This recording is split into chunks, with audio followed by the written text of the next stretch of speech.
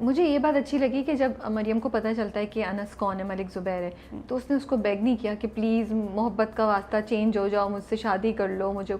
उसने अपनी dignity maintain की, वो पीछे हो गई। सिर्फ उसने बोला कि तुम्हें शर्म नहीं आई, तुमने मुझसे धोखा किया और मैं बेवकूफ़ में घर ले आई तुम्हें अपनी। I really like that part. I would have been very disappointed अगर मरियम, बिकॉज वो तो फिर मरियम को एक और लेवल पे नीचे गिरा देते आपके, वो जानते बूझते भी कि उस बंदे ने धोखा भी किया, वो तुम्हारे भाई का भी दुश्मन है, तुम्हारी फैमिली का भी दुश्मन है, you are still begging for love. So I really like कि मरियम की dignity maintain की उन्होंने। You cannot do. Mariam was not wrong. Yeah. She was not greedy or something. She wanted love and she was like, क्योंकि उसको लगता है कि जब आपको it takes one to understand one. आपको लगता है आप अच्छे हैं तो मैं आपसे अच्छे से बात करूँगी, आप जब मैं जाऊँगी तो आप कहेंगे कितनी अच्छी थी ना, मुझसे कितने अच्छे से बात की. But you never know what's going in my head. क्योंकि it takes one to understand one. आप जैसे होते हैं आप दूसरे को वैसा ही पाते हैं, या कम से कम गुमान होता है आपको, तो उसको गुमान था. But she's not dumb or she's not like कोई एवं कि मैं अब आ गई हूँ तुमसे शादी ही कर लो. उसने कहा तुम मेरे भाई के दुश्मन हो तो तुम मेरे दुश्मन हो. She loves भाई, she loves अम्मा. वो जाते हुए भी वो मोहब्बत.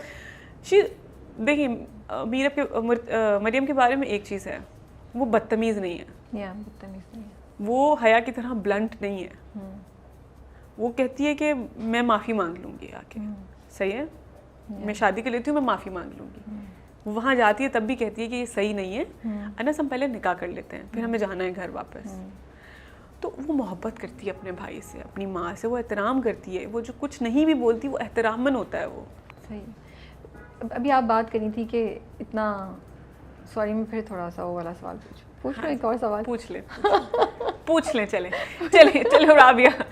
इतना क्या हुआ, एक और से नहीं बस मैं आई एम जस्ट क्यूरियस. जब आप मुझे बता रही हैं कि आप लोगों ने इतना भी डिस्कस किया, आपने और वहाज ने, कि वो देखेंगे तो आंख पहले ऊपर जाएगी फिर नज़र नीचे जाएगी, फिर जब वो अनस वाला लूप होल, हया वाला लूप होल, अनस मरियम और मीरब खड़े हैं और हया तस्वीर ले रही है लेकिन अनस के सामने, लेकिन अनस को नज़र नहीं आ रही, हम कह रही हैं क्यों इस तरह शूट किया हुआ है. तो जब वो ये जो लूप होल्स होते हैं, इस तरह की जो चीज़ें होती हैं, when you as actors see them, how do you live with it? कितना बॉदर करता है, या you have learned कि छोड़ो यार आगे चलो? honestly speaking, because एक बंदा जो मुझे, आप खुद मुझे बता रही हैं, हमने इतनी डिटेल में, आपने इतनी डेप्थ में सोचा कि वो उसको नदामत भी होगी, वो घबराई भी होगी, तो इस तरह करते हैं. वहाँ ने सोचा वो आएगा ऐसे पकड़ेगा, which shows me that you guys are not just doing it कि बस चेक लेके घर जाना है और बस जो भी कर लिया. You have put thought, खून पसीना. फिर जब ये चीज़ हो जाती है, how do you live with it? तेरे बिन के साथ ना एक चीज़ ये भी अच्छी है कि तेरे बिन में एक्टर्स बड़े अच्छे हैं. ओके, सही है.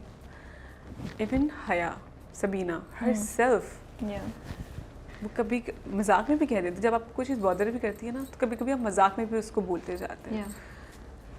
तो सबीना बार बार बोलती थी मैं पागल हूँ, मैं खड़ी होकर कैमरा लेके खड़ी हुई हूँ और तुम लोग को नज़र नहीं आ रही हूँ. Am I like crazy or what? क्या करना है? मतलब why we are doing this? Even Yamuna तो कितनी चीज़ें उस चीज़ को फिक्स करवाती थी. और कुछ चीज़ें होती हैं कि एक्टर बाउंड होता है. Rabia, we are bound by like production, director, हर चीज़ ऑन पेपर चेंज नहीं हो सकती. फिर वही वाली बात है कि कमांड किसको देना है.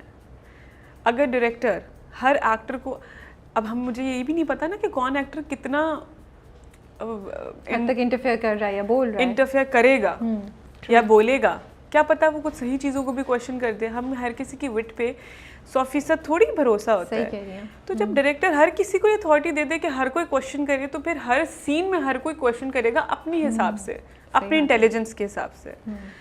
वो भी नहीं कर सकते. तो कभी कभी ये चीज़ें जब आप रूल चलाते हैं तो आप एक रूल सबके लिए बनाते हैं. आपको नहीं पता कौन बंदा कितना वाइज है, उसको ये रूल की ज़रूरत भी नहीं है चाहे, लेकिन रूल होता है. तो हर कोई हर वक्त इंटरफेयर नहीं कर सकता. तो कोलैटरल डैमेज हो जाता है. कोलैटरल डैमेज हो सकता है. इस वजह से हमें खलता भी है कुछ. हम बोलते हैं, एक्टर्स बोलते हैं सेट पे, ऐसी बात नहीं है कि एक्टर्स नहीं बोलते और उनको सिर्फ पैसा चाहिए.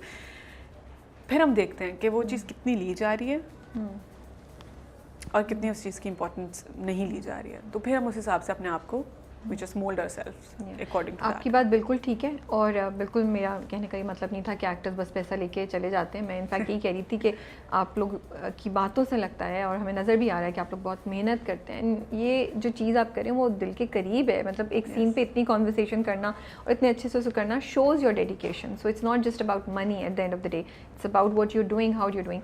सो इसलिए सवाल था. और ये कॉन्वर्सेशंस भी हम इसीलिए कर रहे हैं कि अल्लाह करे लोग सुन रहे हैं और आइंदा ऐसी चीज़ नहीं करें. क्योंकि मुझे तेरे बिन में बहुत सी डीप चीज़ें भी नज़र आती हैं.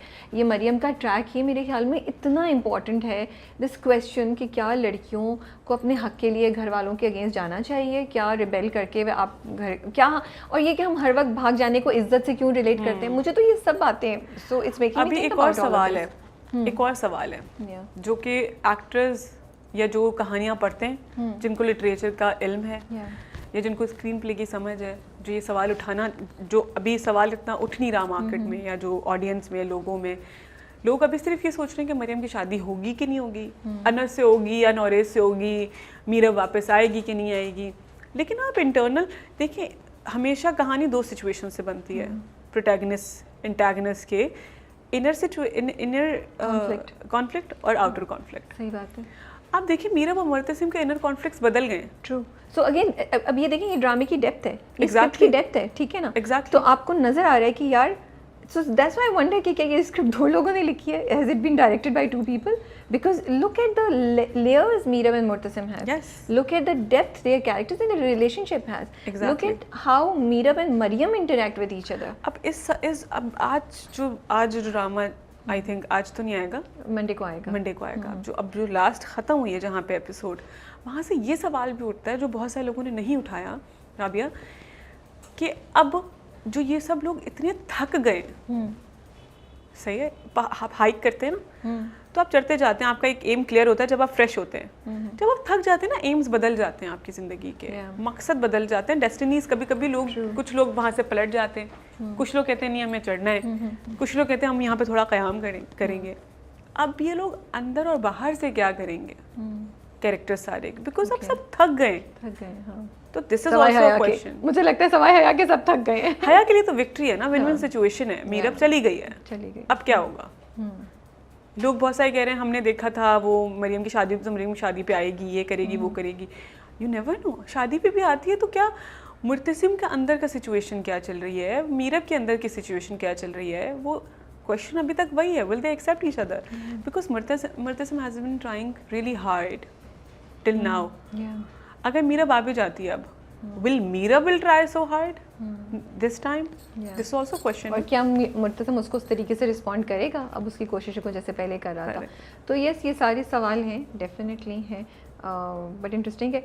बट अनस का जो लाइन होती है, ये देखिए इतनी इंपॉर्टेंट थी. वो बार बार कहता है तुम मुझसे मोहब्बत नहीं करती, मुझ पर ट्रस्ट नहीं करती. और ये होता है. ये होता है. आपको तो अब तो आपको माँ बाप भी इस तरह ब्लैकमेल करते हैं.